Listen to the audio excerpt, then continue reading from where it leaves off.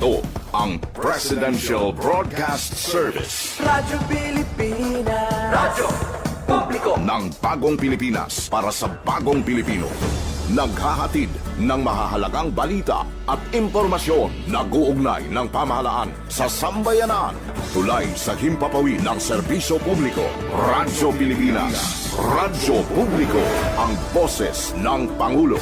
Sa Iloilo, Radyo Pilipinas. 585. Oras sa Radyo Pilipinas, Philippine Standard Time, alas 8:35 sa aga.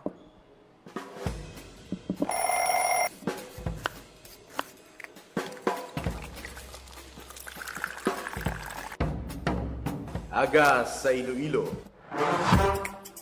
Masako. Magahod.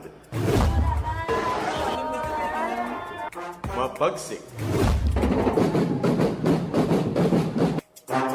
Panibagong adlaw pagkatapos ng paghuway sang gabi antes.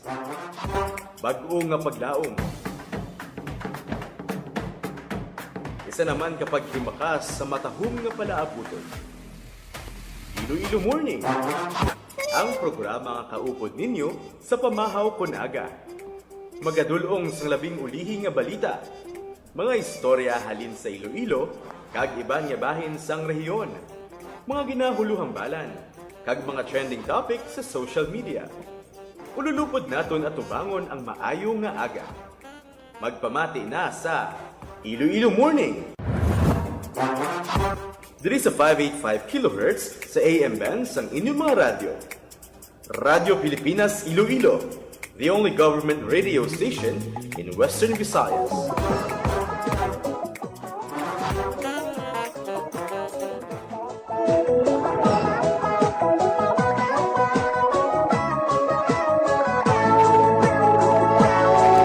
Ayong aga Pilipinas, good morning liwat Western Visayas. Welcome sa Iloilo Morning Program subong adlaw sang Webes. Ikaapat nga adlaw sa bulan sang Hunyo 2026. Ilang tulog na lang kag abri klase na. Medyo maulanon aton sini nga panahon ka magalumo ng aton sini nga tiyempo sa mga magapa-enroll sa ilang mga kabataan o kung maga-brigada eskwela. Dalagit ka mo sang payong ha. Hindi ka mo malipat nga magdala sang jacket, payong. Para nga hindi ka mo mabasa sa ulan, hindi ito mapaktan ang tiyempo. Kay halin sa piyak nga lugar, bisan diri lang gani sa syudad sa Iloilo. Sa piyak nga distrito nagaulan, sa iban nga area wala. Kay tingulan na gidman mo. Welcome sa aton siniya pinalangga nga mga tagpalamati nga nagaupod sa aton sini nga pagpangalagad. Sa aton sini nga programa, madamo kita sa mga talalupang doon nga balita para sa inyo. Sige-sige ang kick-off ceremony sang Brigada Eskwela sa nagkalain-lain nga bulutuan sa Western Visayas. Actually, ang regional kick-off sang Brigada Eskwela ginhiwat dito sa may Maayon, Capiz. Pila na lang kaadlaw ang nabilin, ready na kamo, nakabakal na kamo sang inyong uniform, notebook, lapis, ballpen, Crayola. Ang aton nga mga manog grade 1, manog kinder. Bao excited na gid ang aton nga mga kabataan. Isa gina sa balantayan ang ang mga magagmay naton nga mga kabataan bala nga idulong sa eskwelahan sa Lunes nga adlaw. Basta wala. Iting iban sina do hindi pa na magbulag sa ila nga mga ginikanan, pati si nanay himuon niya nga classmate niya sa classroom para lang nga maalalayan ang aton sini nga mga estudyante. Sa aton talalupang doon nga mga balita subong adlaw ginalauman nga magaabot si DILG Secretary Rimulya, John Vic Rimulya, agod pangunahan ang inaugurasyon sang bag-ong fire station dira sa may Banwa sang Leganes. Ato ditong pila naton ka mga opisyal nga nagahulat man sa aton siniya nga DILG Secretary. Iti part sang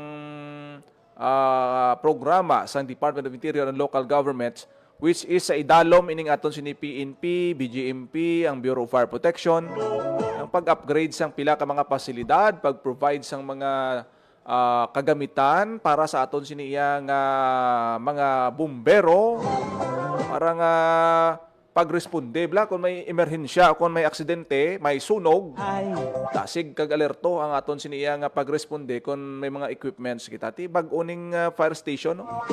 Sang Banwa sang Leganes. Damo kita mga opisyal nga ari diri subong sa Iloilo City. Kahapon nga adlaw nag-abot man si MMDA chairman, nag-anay PNP chief naton Nicolas Torre III. Panglakat matakuga mudlat sa imo. Rin ini nag-courtesy call kay Iloilo City Mayor Raisa Trenyas. Baw daw bati ko, ma-attend pa ni kuno si MMDA chairman Torre sa opening sang bike festival. Yeah. Kay siya ang dinapit nga bisita sang syudad sang Iloilo sa bike festival. Tidamo sang atinan nga programa si Anay General Torre nga ti ang dugo sini Ilonggo man, Ilonggohanon gid, Ilonggo gid di si former PNP chief kag subong MMDA chairman Nicolas Torre. Hinon-anon sa pila ka mga opisyal sang Iloilo City Government kag karon sa udto kundi kita magsala mayara sing tambungan nga programa si MMDA Chairman Torre dira sa may Iloilo City Hall. Ay, sa imo pagki ay kiay.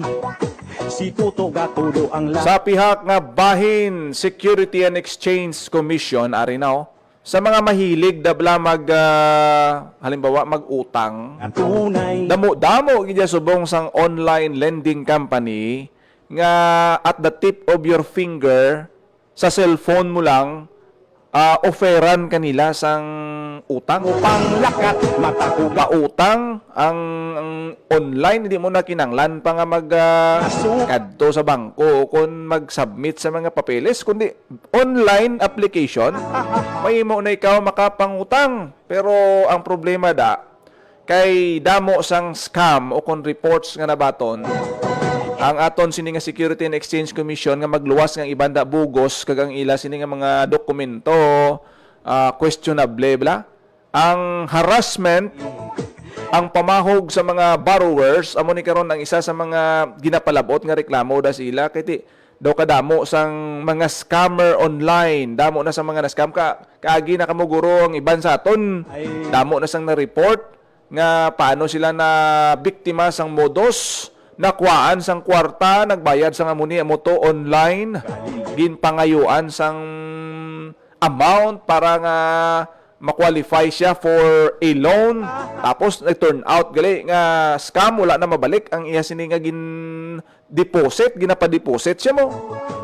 Di paano ini malikawan suno sa SEC. Kay kahapon nag-press con ang Security and Exchange Commission Iloilo Extension Office para magiyahan matudluan, mapasaka ang public awareness sang aton pumuluyo para hindi sila mabiktima sang online scam. Kay sang 2025 gali, kadamo gid sang nabiktima sang online scam ining mga link nga mga ginapadala sa inyo sini nga cellphone. Kaya mambal ka, wala gid ko subong, enrollment subong. Kinanglan pang tuition sang bata ko, itistingan ko ni bilang sa cellphone nga ni, may gin-forward sa akon di, So, pagka tumok mo gali na tingala ka, kay halimbawa, ang payment terms, abi, masiling 6 months, no? Payable for 6 months, gali mo, may mga modus nga ang 6 months nga payment terms kung naaprubahan mo na gali na online gahimo nga 3 months kag after sa 3 months mapatong ang mga scammer, ang mga yara sa online lending scam sang mas dako nga interest kadamo gid sang mga nasampulan sang kasubong sini. Nagutang halimbawa sang 50,000, ang ginbayaran niya hundreds of thousand tungod lang sa interest. Di wala mahimo ang aton sini nga mga nag-borrow pagi sa online scam. Ipabati bala naton ang pahayag kahapon ni Attorney Joel Linaming, no, ang Security Operations Specialist sang SEC. May kaang tanan sa iya sini nga pahanumdom. Paano mo mabalaan nga ara na ikaw sa scam o kung na-scam na ikaw, ano ang mga patimaan, ano ang himuon mo para ma-identify nga hindi inigali scam o kon online lending scam ang imo siniya nga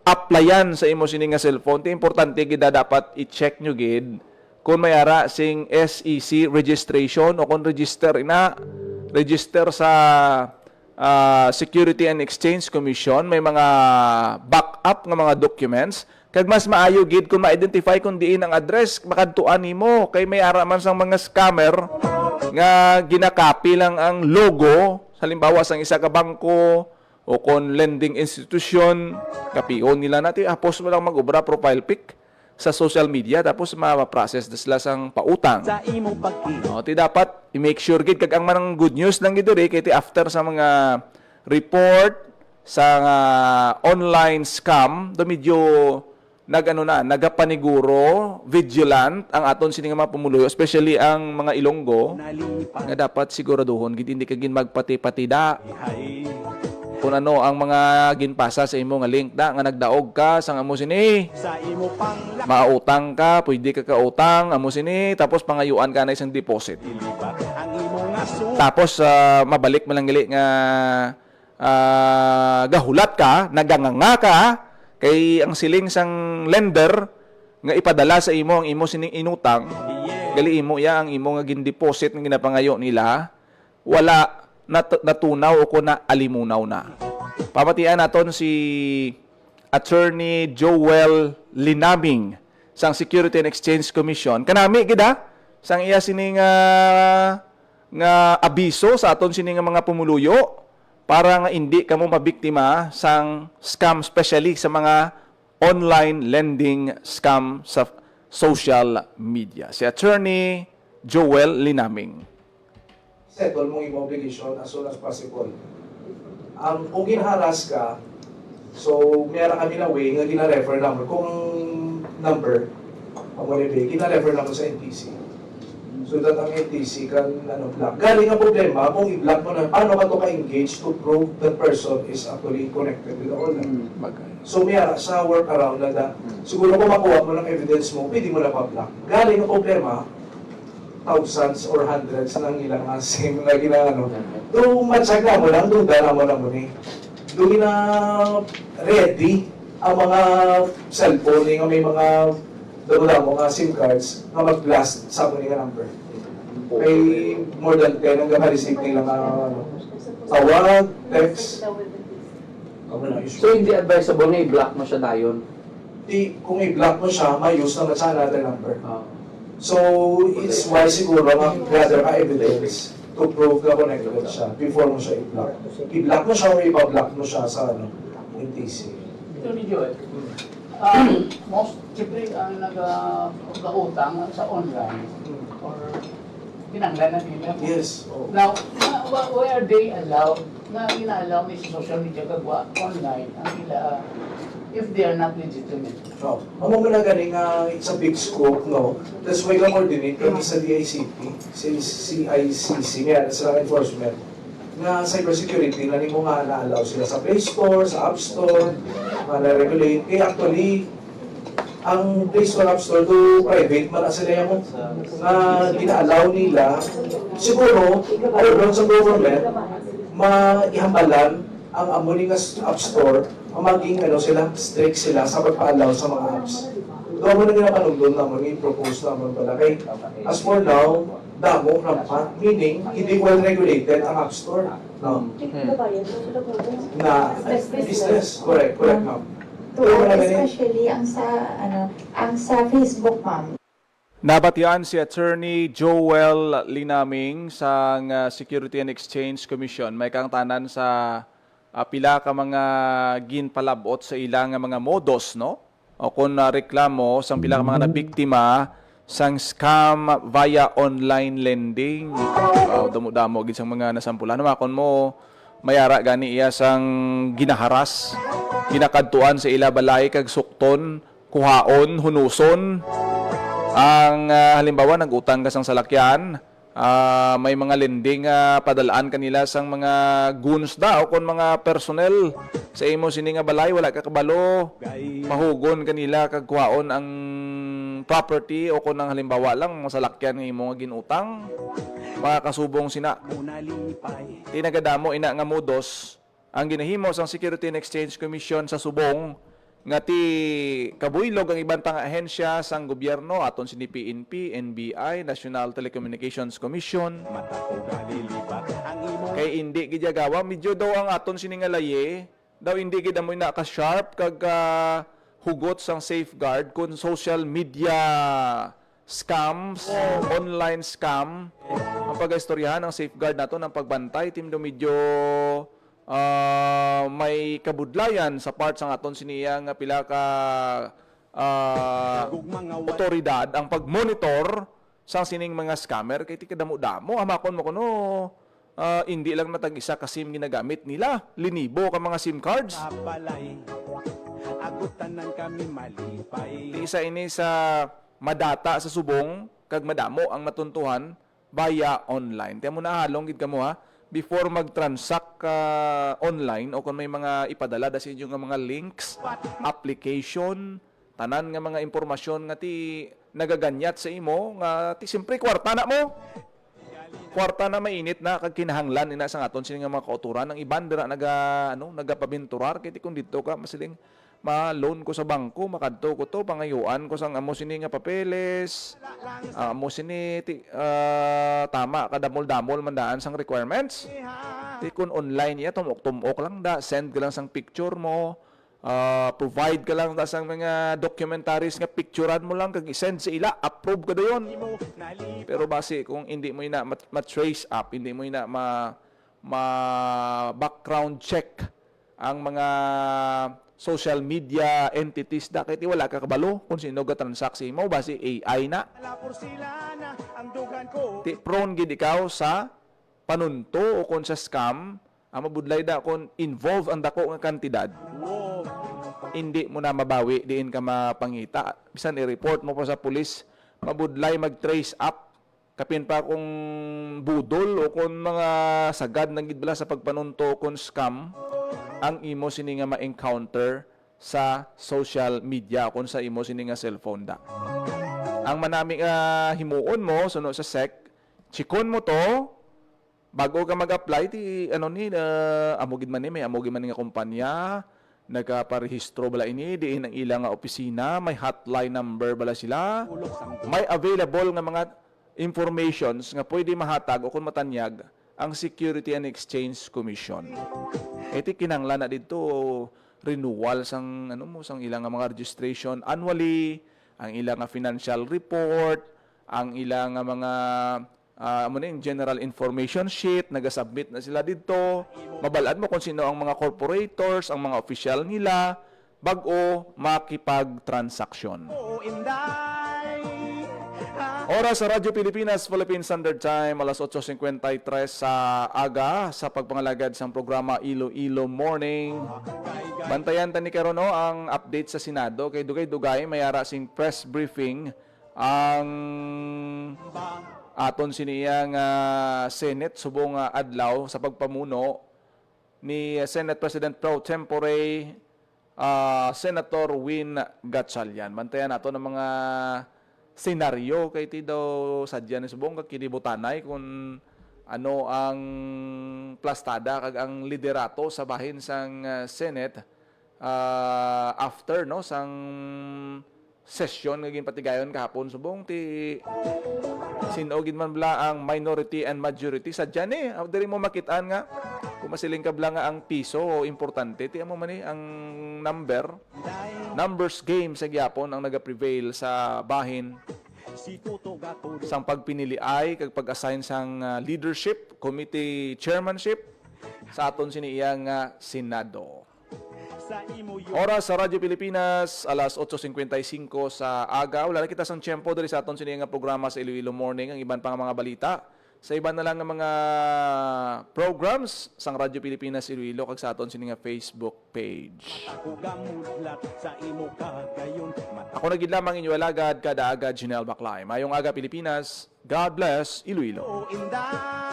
Ang inyong tulay sa himpapawid ng serbisyo publiko. Ang Presidential Broadcast Service, Radyo Pilipinas, Radyo Publiko. Radyo Pilipinas. Radyo Kinilala ng pang-international at prestigyosong Asia Pacific Broadcasting Plus Awards 2025 para sa kategorya ng Government Streaming. Ito ay dahil sa epektibo nitong pagsasanib ng mga tradisyonal na media tulad ng telebisyon, radyo at print para masabayan ang mabilis na pag-inog ng mundo ng digital at social media tungo sa mas epektibong paghahatid ng mahahalaga at napapanahong mga impormasyon sa mamamayang Pilipino. Kinilala rin ang Radyo Pilipinas dahil sa patuloy na pag-akyat ng rating. Ngayon ay matatag sa pang-4 na pwesto sa Mega Manila ayon sa pinakahuling Nielsen Radio Audience Measurement Survey.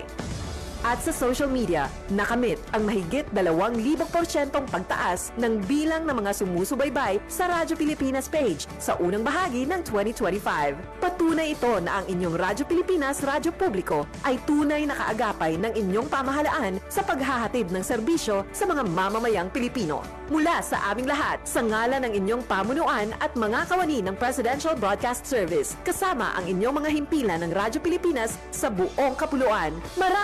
Maraming salamat po sa inyong lahat, sa inyong pagtangkilik at pagkilala. Radyo Pilipinas. Radyo Publiko. Hinggil nga sa mga ilang mga polisiya na magpapaangat hindi lamang sa Pilipinas, maging sa ASEAN region at sa United Nations. Seth, mula pa rin dito sa Department of Foreign Affairs para sa Bagong Pilipinas, AJ Ignacio ng Radyo Pilipinas sa Radyo Publiko. Sa ibang balita, Speaker Faustino D. kinilala ng mga House leaders sa matatag na pamumuno at momentum na pagsusulong ng mga panukalang batas at pagkamit ng tiwala sa publiko. Mula sa Kamara, narito ang ulat ni Melanie Valdos Reyes.